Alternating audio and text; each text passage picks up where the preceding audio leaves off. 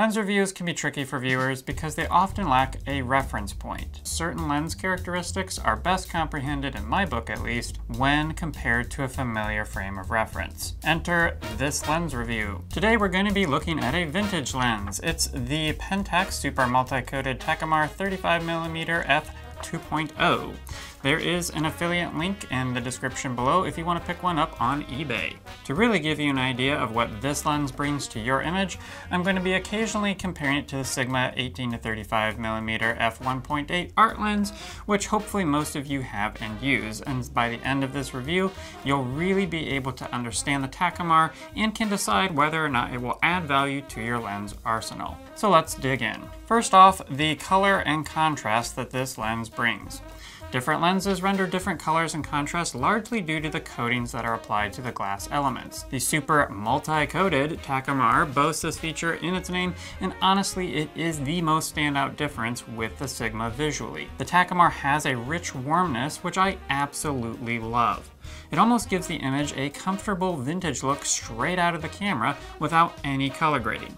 Speaking of color grading, for the purposes of this review, all the footage you will see out of these two lenses throughout the entire video are going to be untouched in post-production so that you can see exactly what this lens brings to the table. Also, I should probably mention that I shot all of the footage you are going to be looking at on the Canon C100 Mark II in its C-Log profile. Now back to that rich warmness. In terms of how this lens and the Sigma renders colors compared to my eyes, the Sigma tends to go cooler than real life and the Takumar warmer than real life. However, the Sigma is closer to what my eye sees than the Takumar.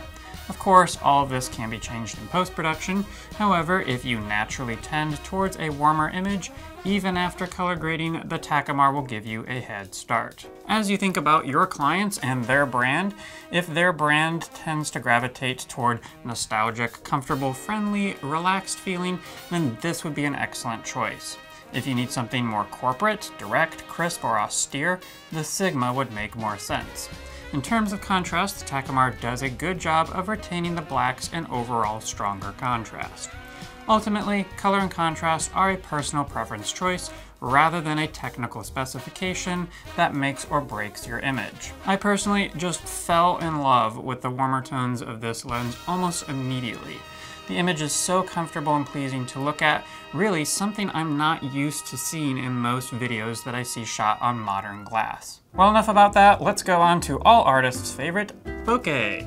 The Takumar renders a very pleasing round bokeh in most instances. There were a couple of situations in which the bokeh shape either flattened out on one side or completely lost all roundness and rendered as a hexagon. I've gone into great detail in another video comparing the bokeh out of these two lenses and why each one renders the bokeh that it does. So if you really want a deep dive there, be sure to check that out when you are done with this one. I'll include a link at the end card of this video. Suffice it to say, the Takumar does render a sharp ring or outline around its bokeh, which is typical of vintage lenses.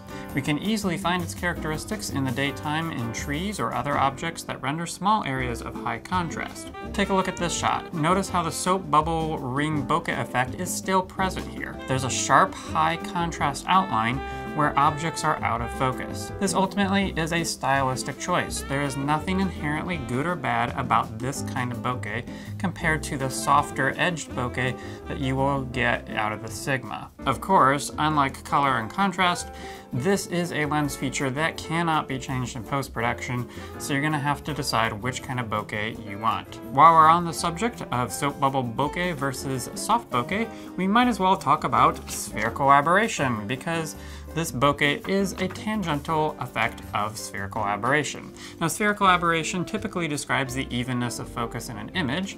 Are the outside edges of a frame as in focus as the center of the image when the objects are on the same plane? Again, I cover this a lot in the aforementioned video about bokeh, so suffice it to say the Takumar does indeed reveal signs of spherical aberration. That said, it does not have a significant amount. You'll notice it in the bokeh, honestly, obviously, more than the edges of the image being slightly out of focus. Sharpness is the next feature that we're going to discuss, and after the color of these two lenses and the spherical aberration, it is probably the next most noticeable differentiator between the Takumar and the Sigma. It's difficult for me to describe the Takumar in terms of sharpness. Now the Sigma, you can see, is a very sharp lens. All of these shots are sharp, sharp, sharp when compared with the Takumar. That said, I wouldn't describe the Takumar as a soft lens. It has great resolution and things like skin tone are well defined, but it does feel maybe more organic, if we want to resurrect that old and tired vague word. Like color, I think the level of sharpness of the Takumar adds to its comfortable image rendering. The Sigma is just very much in your face of how crisp everything is, but the Takumar puts me at ease because of the way it renders texture.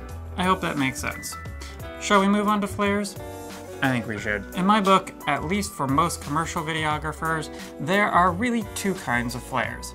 Aren't there always two kinds of everything? There are flares from the sun and flares from artificial light. These render very differently, as you'll see.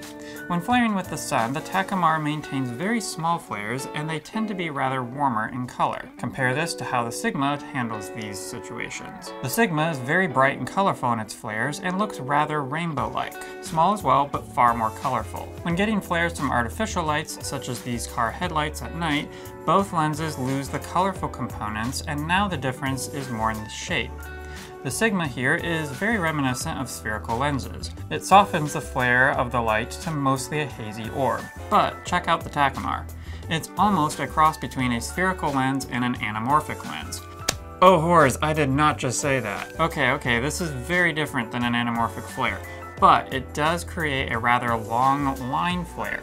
It is diagonal, whereas anamorphic will be horizontal, and they do not stretch to the edge of the frame, whereas of course an anamorphic flare spreads throughout the entire image. Honestly, I really like how the Takumar flares. Definitely more than the Sigma. It's got better shape and color in my book. It's artistic, yet not distracting. It's present, but it doesn't take over the image. Vignetting. Yes, I could get some vignetting occasionally, but honestly it was rare. Never really anything distracting or noticeable again. You can see some vignetting in this shot, but the beauty of the vine on the building and the cyclist going by consumes your attention. You have to be vignette hunting to really see it. This brings us to our last feature, which is the ergonomics or the handling of the lens. The Takumar is a very small lens to put on a cinema camera of this size, but super solid in its build quality. It's all metal and feels like it could take a beating without batting an eye. Wrists. Anyway, it's very small. This is both a pro and a con.